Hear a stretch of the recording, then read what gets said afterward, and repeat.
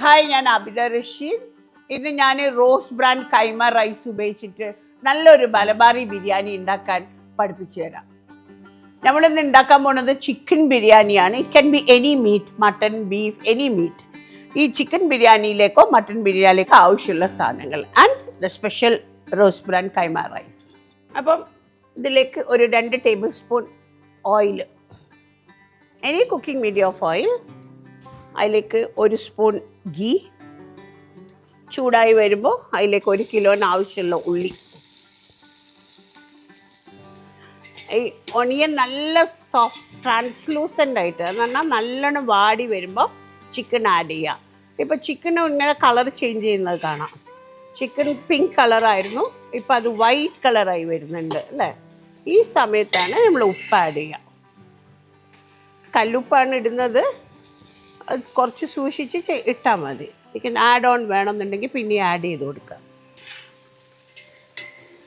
എല്ലാ ചിക്കൻ്റെ പീസസും നല്ല വൈറ്റ് കളറായി വന്നിട്ടുണ്ട്. അപ്പോൾ ഉപ്പ് പിടിക്കുന്നുണ്ട് ഇതിലേക്ക്. ഇനി ചതുക്കി വെച്ച ജിഞ്ചർ, ഇന്ത്യൻ ജിഞ്ചറാണ്. പീൽ ചെയ്ത് ക്രഷ് ചെയ്ത ഗാർലിക്,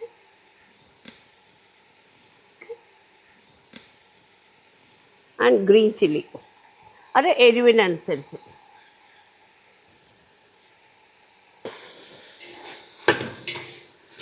ഈ പച്ച വാസന പോകുന്നവരെ ഇനി തക്കാളി ആഡ് ചെയ്യുക. തക്കാളി ആഡ് ചെയ്തതിന് ശേഷം നല്ലോണം ഒന്നും കൂടി ഇളക്കി കൊടുക്കണം. ആ തക്കാളിയുടെ ആ സ്കിന്നൊന്ന് സോഫ്റ്റ് ആവാൻ, അല്ലെങ്കിൽ അതിങ്ങനെ അങ്ങനെ തന്നെ ഇരിക്കും. ഒന്ന് ഓയിലിൽ റോസ്റ്റായി കഴിഞ്ഞാൽ, സോട്ടായി കഴിഞ്ഞാൽ വേഗം തക്കാളി ഉടഞ്ഞോളും. നമുക്ക് തൈര്, ഇത് 1 പാക്കറ്റ് തൈരാണ്, ഒരു 50% ഓഫ് ദിസ് ആഡ് ചെയ്യാം.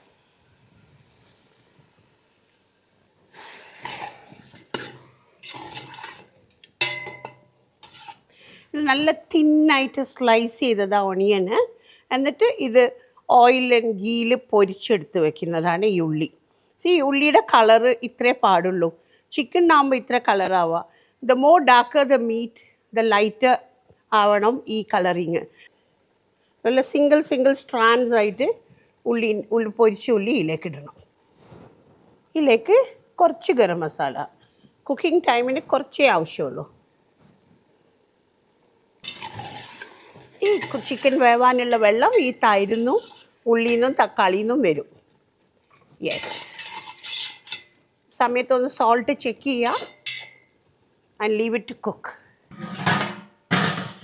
ഇത് ജീരകശാല കൈമ എന്നെല്ലാം പറയും. ചെറിയ അരിയാണ് ഇത്. കുറച്ച് പഴക്കമുള്ള അരി ആകുമ്പോഴാണ് നല്ല സ്മെല്ലും വരിക. അതേസമയത്ത് ബിരിയാണി നെയ്ച്ചോറ് ഉണ്ടാക്കി കഴിഞ്ഞാൽ നല്ല സ്മെല്ലും ഉണ്ടാവും. പിന്നെ ഈ ഒരെണ്ണം വിട്ട് നിൽക്കണം അരി. അതാണ് നല്ല നെയ്ച്ചോറിൻ്റെ ലക്ഷണം. ഇപ്പോൾ ആ അരിക്ക് നല്ല ഉണക്കുണ്ടെങ്കിൽ അതേമാതിരി 1 കിലോ ചിക്കനാണ്, 1 കിലോ ചിക്കന് 1 കിലോ റൈസ്. ഇപ്പോൾ ഇത് നേരത്തെ തന്നെ റൈസ് വാഷ് ചെയ്ത് വെക്കരുത്. ടൈം ആകുമ്പോൾ മാത്രം നമ്മൾ റെഡിയായി, കുക്കിങ്ങിന് റെഡി ആയാൽ മാത്രമേ റൈസ് വാഷ് ചെയ്യാൻ പാടുള്ളൂ. അല്ലെങ്കിൽ എന്താവും, നമ്മൾ 1:2 ആണ് വെള്ളം ഉപയോഗിക്കുക. അപ്പോൾ സോക്കായി കഴിഞ്ഞാൽ ആ വെള്ളവും കൂടി ആ റൈസ് അബ്സോർബ് ചെയ്ത വെള്ളവും കൂടി അതിൽ വരുമ്പോൾ റൈസ് സ്റ്റിക്കി ആവും. ഈ ഉള്ളി പൊരിച്ച ഓയിലാണത്.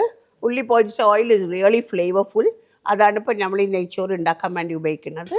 ആക്ച്വലി 200 ml ഓഫ് ഗീയോ ഓയിലാണ് നമുക്ക് ആവശ്യം വരുന്നത്. ഒരുപാട് ഗീ ഉപയോഗിക്കണ്ട. Always it is 2:1. നെയ്ച്ചോറിന് ആവശ്യമുള്ള കുറച്ച് നെയ്യും.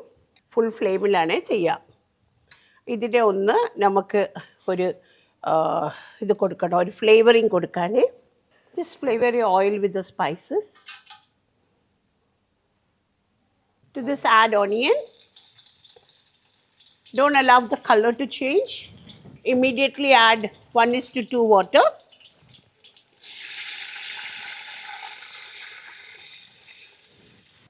And to this we add enough salt. Let the water bubble, it come to a boiling point, and then we add the rice. കുറച്ച് പച്ചമുളകും ഇഞ്ചിയും വെളുത്തുള്ളി ആ ചതുക്കിയ സമയത്ത് കുറച്ച് മാറ്റി വെച്ചത് അതിലിടുക. We will add in the rice, washed rice. ഇതിൽ വെള്ളം പാടില്ല, നോ വാട്ടർ. ഒന്ന് ഇളക്കി കൊടുക്കണേ അരി ഇട്ടതിൻ്റെ ശേഷം. ഈ ഒരു സമയത്തൊന്ന് ഉപ്പ് ചെക്ക് ചെയ്യുക. അരിക്കും കൂടിയുള്ള ഉപ്പ് വേണം. ഇനി ഇത് കുക്കാവുന്ന വരെ ഒന്ന് മൂടി വയ്ക്കുക. ഫുൾ ഫ്ലെയിമിൽ തന്നെയാണ് ഇത് വർക്ക് ചെയ്യുന്നത്. പിന്നെ ഒരു 10 മിനിറ്റ് ഫ്ലെയിം ഇല്ലാണ്ട്, ഇപ്പോൾ ഫ്ലെയിം റീജനറേറ്റ് ചെയ്ത് ഇതിൻ്റെ അകത്തേക്ക് തുറന്ന സമയത്ത് കുറച്ച് ഫ്ലെയിം പോയിരുന്നു. ഇപ്പോൾ രണ്ടാമത് ഫ്ലെയിം വന്നു. Now keep it for 10 minutes. ഇതിലേക്ക് കുറച്ച് coriander leaves, fresh coriander leaves, നല്ല നാരങ്ങൻ്റെ നീര്, തൈരും തക്കാളിയൊക്കെ ഇട്ടെങ്കിലും കുറച്ചും കൂടി പുളിക്ക് നാരങ്ങ വേണം. നമ്മൾ നേരത്തെ കുറച്ച് ഗരം മസാല ആഡ് ചെയ്തിട്ടുള്ളൂ. ബാക്കിയുള്ള ഗരം മസാല ഒരു പിഞ്ചും കൂടി.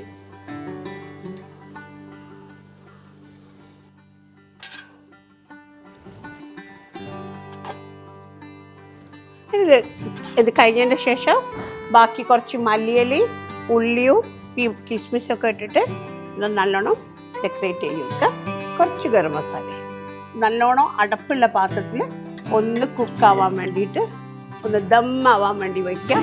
വേണമെങ്കിൽ ഫോയിലിട്ട് മൂടാം, അല്ലെങ്കിൽ മൈദ ചപ്പാത്തിയുടെ ഡോ ചുറ്റും വെച്ചിട്ട് അത് മൂടിയിട്ട് കൊടുക്കാം. ലൈറ്റായിട്ട് മതി കേട്ടോ flame. Now any time you can അടി പിടിക്കും. Just keep for about 1 or 2 minutes until the steam from the chicken gets into the rice. ഇത്ര എളുപ്പം ബിരിയാണി റെഡിയായി.